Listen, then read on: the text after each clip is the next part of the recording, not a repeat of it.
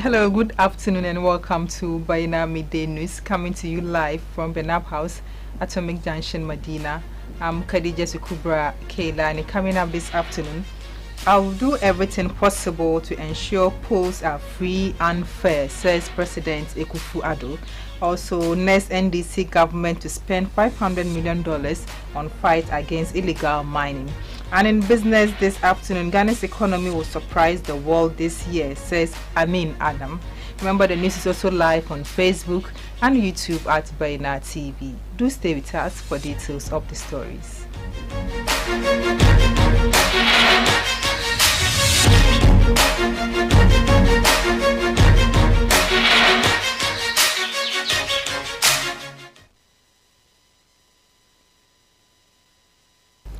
Thank you for staying with us. Now to our first story. President Nana Addo Dankwa Akufo-Addo has promised to ensure that the upcoming December 7 elections are free, fair and peaceful. The president assured that no candidate will be imposed on the country against the will of Guineans.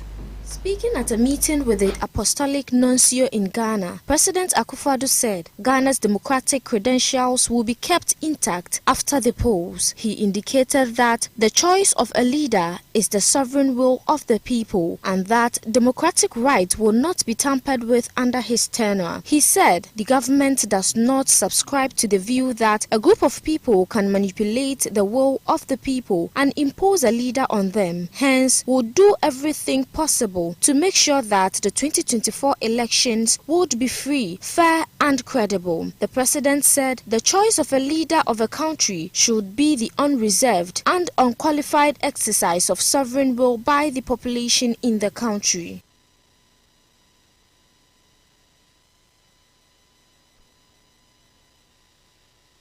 Meanwhile, the special aide to NDC flag bearer John Mahama, Joyce Bawa Muktari, has confirmed that if the party wins the upcoming elections, it will invest $500 million to combat the illegal mining menace known locally as Galamsey. According to her, the issue is of great concern and additional state resources will be invested to address it. Last month, at the third annual Transformational Dialogue on Small-Scale Mining organized by the University of Energy and Natural Resources in Sunyani, John Dramani Mahama said in his speech that at least $500 million will be deployed into research using modern artificial intelligence to combating illegal small-scale mining. Adding her voice, the former Deputy Transport Minister Joyce Bawa Muktari said despite the government's failure to use drones to fight the menace, AI can be more effective. She said modern technology makes things easier and presents a better photograph, and that satisfies something that humans cannot do. The issue of illegal mining has become a significant challenge for successive governments, with many Ghanaians concerned about its debilitating impact. The Ghana Water Company has highlighted how the practice increases the cost of treating water. Mr. Mahama emphasized the need for technological innovation to enhance the monitoring of the small-scale mining sector and minimize its environmental impact. Still on politics, the founder and leader of the Movement for Change, Alan Kojo Tramatin, has announced his plans to abolish the Council of State if elected president. The party successfully launched its manifesto named the Great Transformational Plan on Monday, June 24, with a focus on areas such as economy and governance.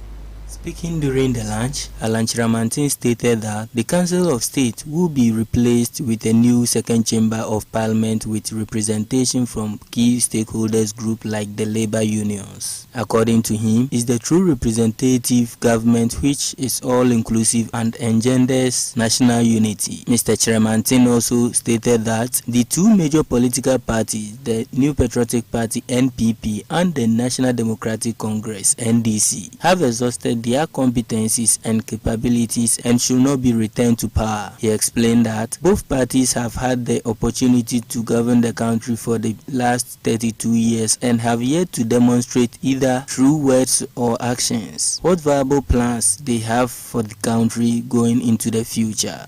Instead, he is urging Ghanaians to ignore the NPP and NDC and being a new face, such as the Movement for Change M4C, which he is leading and intends to contest the 2024 presidential election as independent candidate. He made the statement when he launched his Great Transformational Plan (GTP) in Accra on Monday, June 24, 2024. The GTP, according to Alan Chiramantin, is a blueprint of Ghana's economic transformation and outlines robust policy prescriptions and practical steps towards building an enterprise economy in the country. Among other things, the plan is to build a prosperous, united and peaceful Ghana that provides equal opportunities for all, particularly young people, women and other vulnerable groups to realize their full potential and improve their livelihoods and general well-being.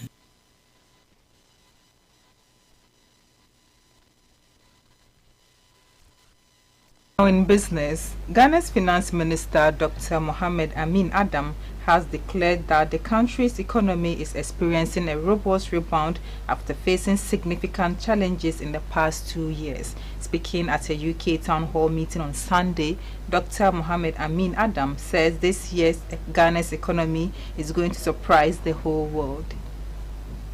According to the finance minister, the economy is rebounding strongly, a trend which is surprising the IMF and the World Bank. He said last year, the Bretton Woods institution projected the Ghanaian economy to grow at 1.5%, but it grew at 2.9%. Adding that, the same institution projected a growth of 3.1% in the first quarter of this year, but the economy grew at 4.7%. He also disclosed that President Nana Addo Dankwa Akufo-Addo had redirected the Ministry of Finance to release 1.5 billion Ghana cedis to customers affected by the banking sector cleanup. Dr. Adam acknowledged that the government should not be held accountable for their investment decision, but noted that mistakes were made in this case and people were not well informed. He stated that some individuals have suffered greatly, with some even losing their lives due to the impact of the cleanup.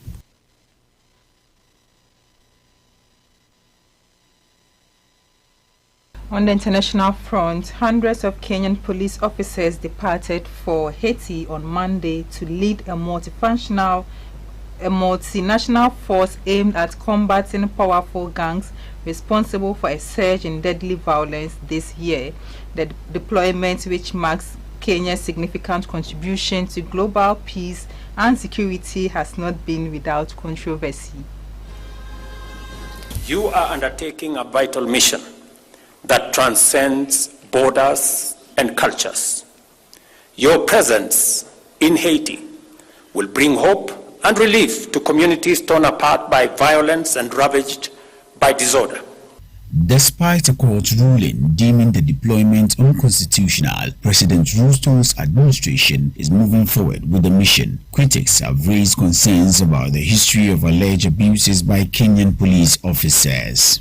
Your performance in this assignment must be a firm statement of Kenya's capability and contribution to global peace and security, and a clear response to doubters and naysayers about your competence, integrity, and professionalism, as well as our nation's credentials. The initial group of 400 officers is part of the 1,000 that Kenya plans to send to Haiti for the United Nations-led force. The send-off ceremony on Monday was closed to the media. A pending court case seeks to block the deployment, with an initial ruling citing the absence of a reciprocal agreement between Kenya and Haiti as a constitutional issue.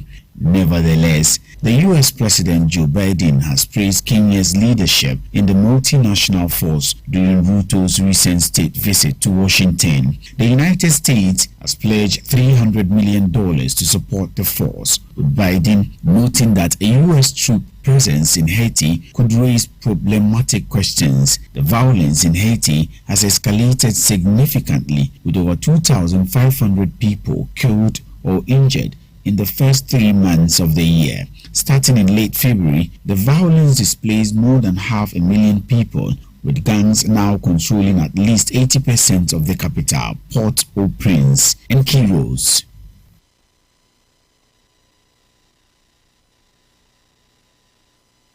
Now in sports, Ugandan striker Steven Makwala is on the verge of finalizing a move to Tanzania's giant Simba SC, having left Asante Kotoko following the expiration of his contract. Reports from East Africa suggest that the 24-year-old is on the verge of signing a lucrative 3-year contract with Simba, capitalizing on his reputation as a prolific scorer in the Ghanaian Premier League.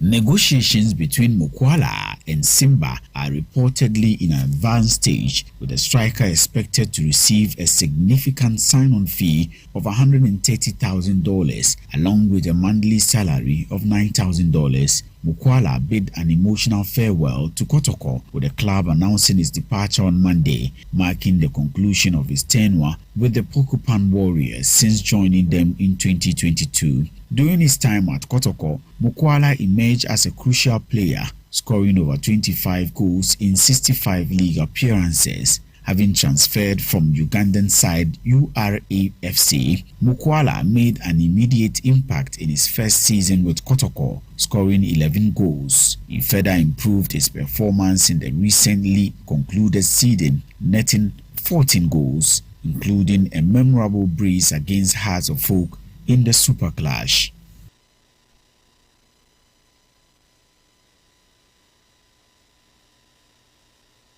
And this is how we end our midday news. For more stories, log on to our website, bainamultimedia.com. I'm Khadija Kubra Keilani. Have a good afternoon.